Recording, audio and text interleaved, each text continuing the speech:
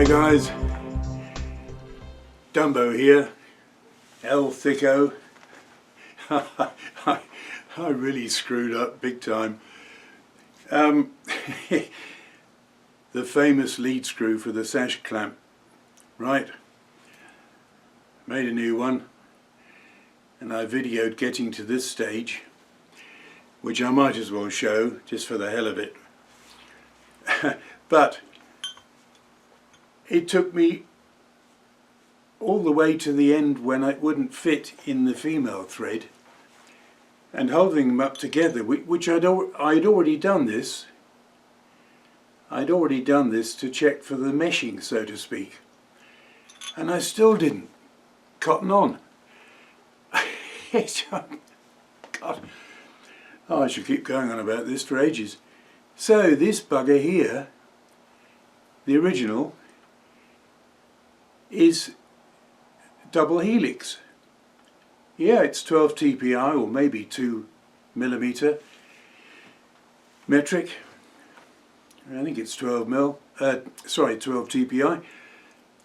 But double helix, which makes a big difference. So I was just ploughing on doing a regular single thread, which of course looks way different if you actually stop and look at it. I think at the end of the last video clip I put them closer together.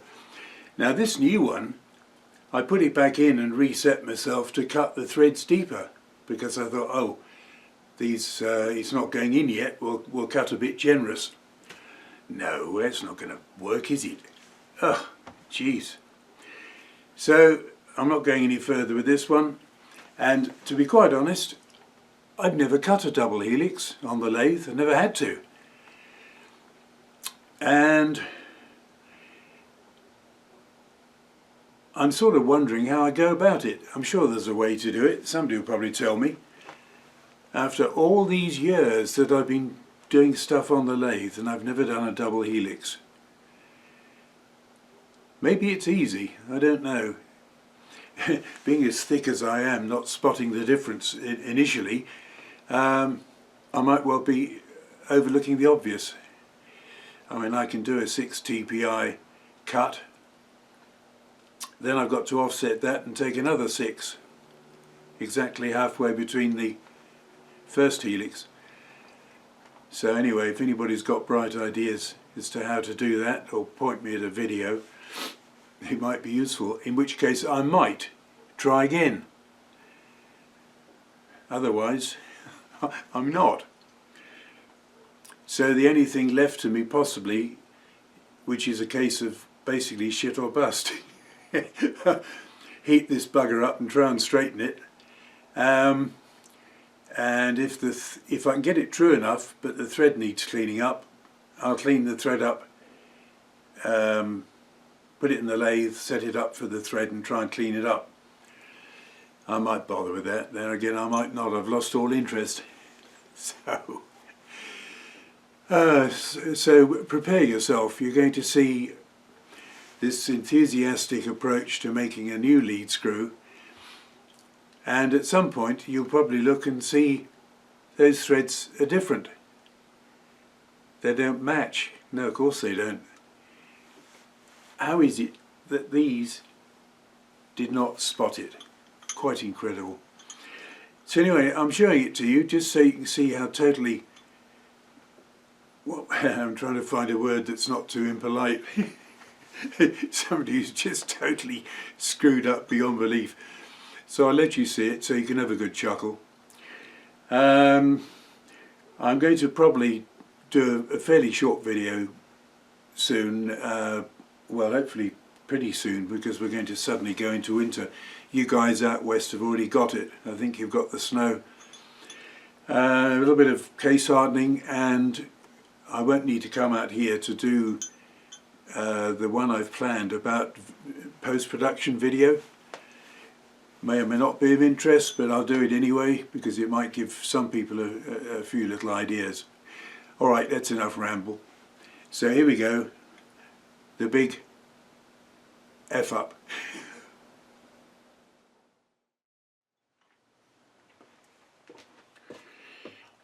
Well, time to make a start on this bent up lead screw. And for those I didn't mention it to before, whilst with heat it could be straightened up to a point, to get total truth would be difficult. And also the thread has been compressed, one side, stretched the other. So I'm going to make a new one. It won't be out of hard material, but it should suffice to do the job occasionally. I've faced that off. I'm just going to put a center hole in there.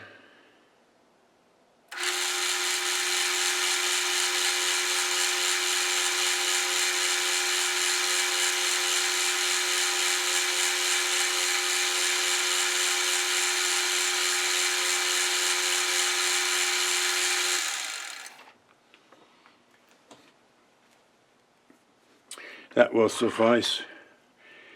Now I've got to pull this out and get about 9 inches sticking out there. You might see the marks. That'll be this end. And down here, this is 3/4 bar. This is smaller than 3/4, but very unimportant. So I'm going to take a pass down to about here, just to get a bit of clean up.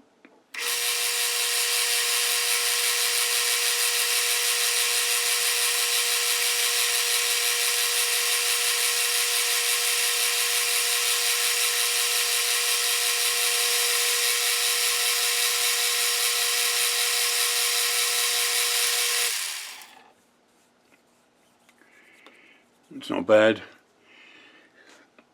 Now bear in mind here, nothing is really very critical except the thread, which is good. We don't have to worry about too much critical, just the thread. It's not a bad finish. This, if I didn't mention, I don't think I did, it's the usual mystery material. Not sure what it is, but it's turning all right. So I'll take another cut, get it down to size a bit more.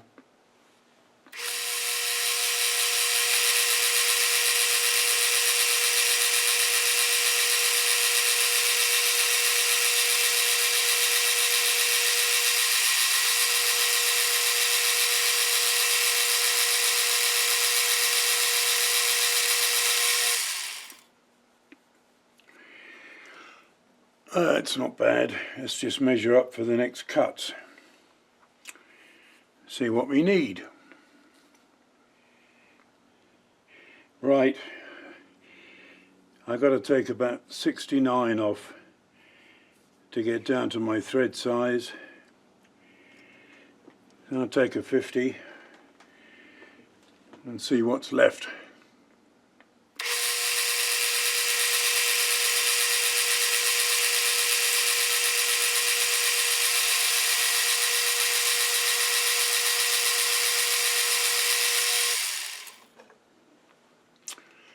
I've got some nice little roll chips, and they're pretty stiff. I thought this might have been 12L14 the way it's turning, but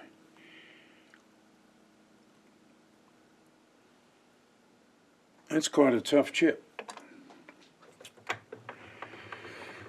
So let's see where we are.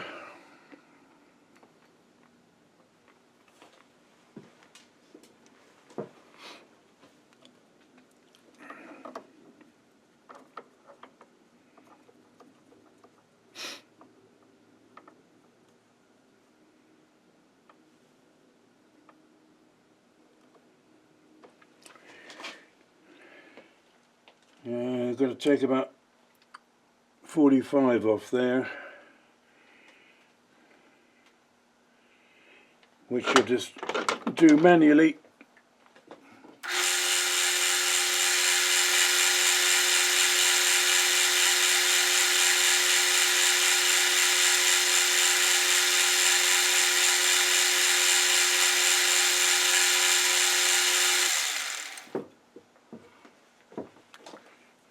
Let's see where we're at on this bit.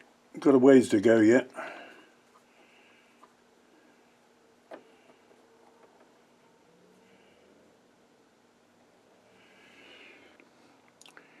$502. Taking this down to 448, anything between 445 and 450 is adequate.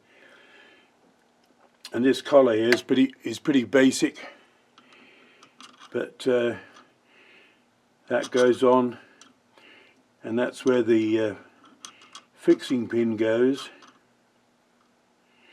So this area here, I noticed on the original, I don't suppose you'll even see it, and this is pretty rough turned actually, but there is a slight extra relief here which probably helps with the thread. And later on, probably the last thing is, I'm out of frame all the time. Yeah, we've just got to put a cone on the end of this piece, and that'll be the last anyway. Well, the old one is slightly narrower down here by about 10 or 12 thou, so I'm just going to take a little bit off that.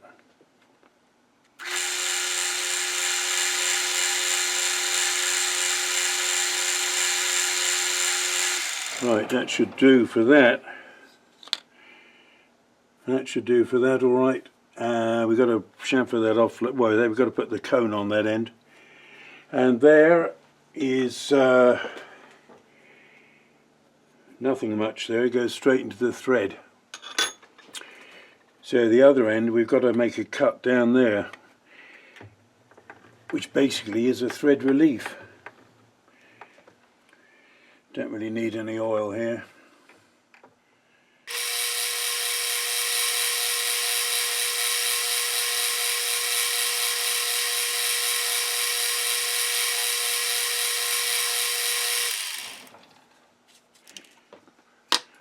Could have used a parting tool there, but that was quick and easy, down and dirty. I'm trying another cheat here. It may not be good. I'm trying to avoid having to set the compound up for an angle, and see if we can get a little chamfer on here.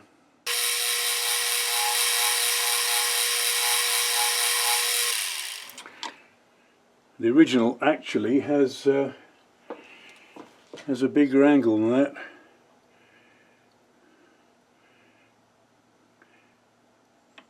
Don't really matter that much. Pretty academic, to be honest. I'm not fussed about that. Might just take one more cut. Let's go a little bit more. It'll probably chatter. You don't have to tell me, it'll probably do it.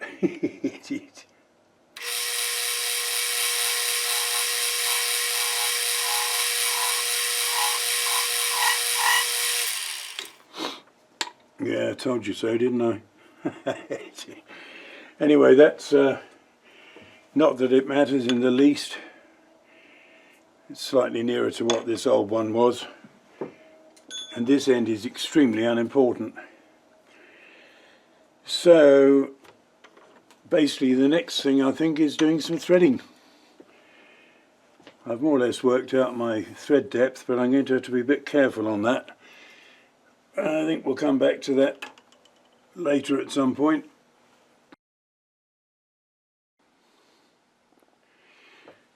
Well, set up here best I can. I've got my cross-side stop set, so that gives me an immediate zero when I come back each time. I've put a scratch pass on here, and that's looking good for 12 TPI, and I'm following the tool post here with the dial indicator, which may or may not be visible.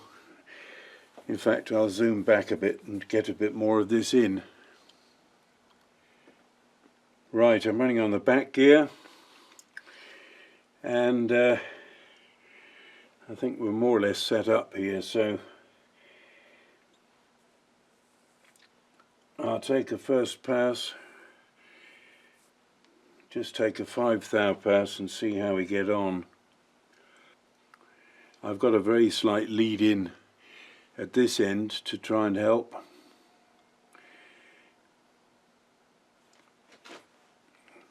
It's the first time I've tried this cutter since tweaking the tool holder, so we'll see.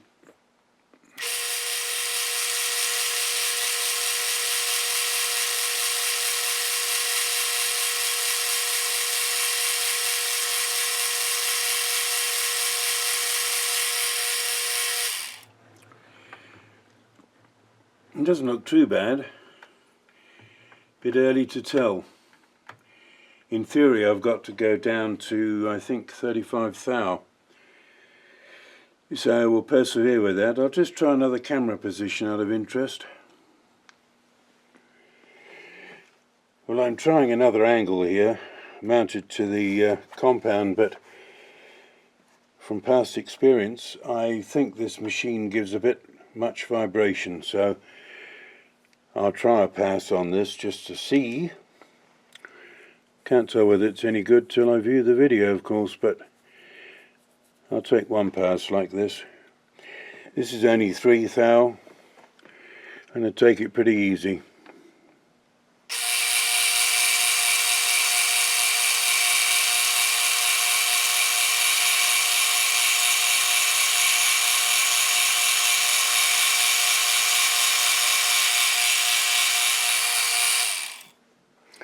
Well, best I can tell, I don't think there's any vibration, but I'll take one more pass and then I'll get on with it, and well, I'll come back to you a bit later anyway. I think I won't risk this angle too much. I'll choose another one. I'll try this angle, but even this I can't really get a good following shot unless I'm mounted to the lathe. Adam gets some very good vibration-free stuff with his camera.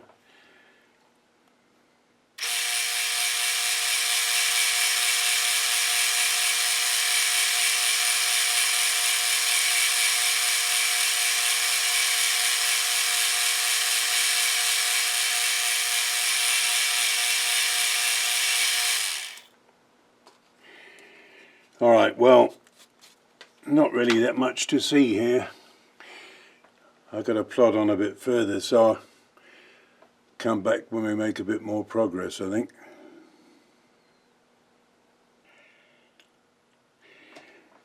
Well, I've cut to depth, and I think it's a Bozo job. You know what? I checked this old one, and having been made in the UK a long time ago, when did I buy this? Gosh, 30 years ago, probably more. I assumed it was an inch pitch, and when I put the 12 TPI on it, it looked pretty good. I thought, oh, yeah, it's got to be 12. Well, if I offer this up down here, the two threads are meshing fairly well. If I try this much, I can look and see, oh dear, oh dear. In fact, if I zoom in, it might show even more. I'll try and get this to show. Hang on. So if we're meshing down here, as we come up here, can you see it's beginning to run out? At least it appeared that way just now. I mean, this has got this stupid bend in it, but I put a scale across this, and I have a feeling it's a 2mm pitch. So I think I'm screwed. I don't think there's much I can do with that. The machine has got some gears which would enable setting up for metric, but my God, hell of a lot of trouble. I don't know whether I'm going to go much further with it. So I shall have a think on that and come back to it another time.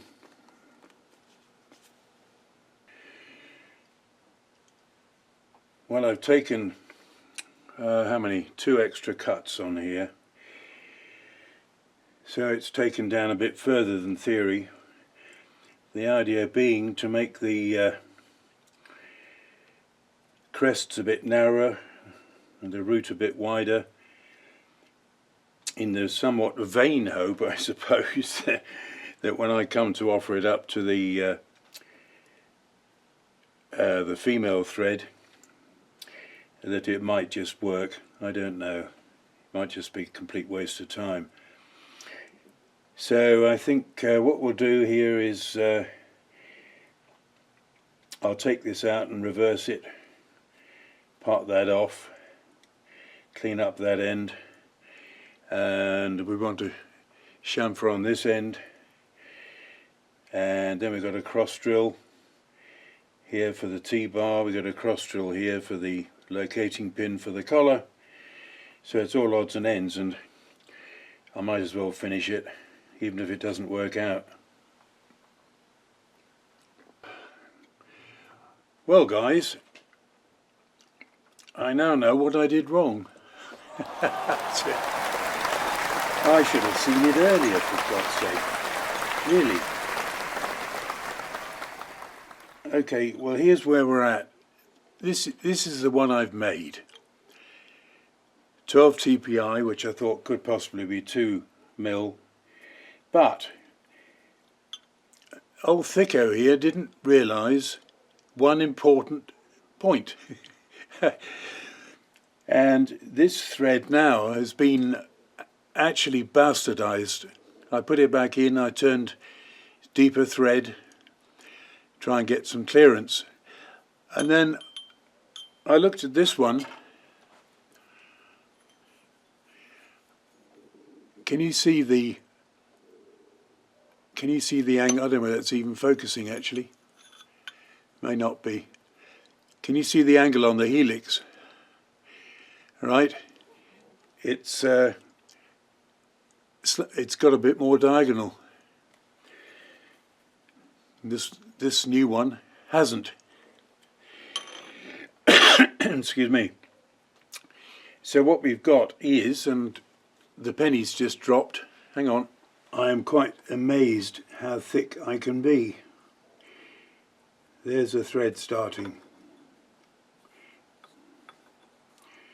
There's another thread starting. Right. Well, that's not very accurate there. It's actually here. Hang on. If that shows, there, half a turn. That's probably about right there, somewhere. Half a turn.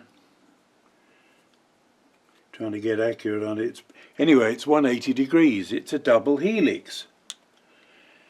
God, I can't believe it. So, of course, if you look at old Dumbo's thread here, it's a single thread, apart from the fact that I've chewed hell out of it now trying to adapt it before the penny dropped. So that's the end of that project. I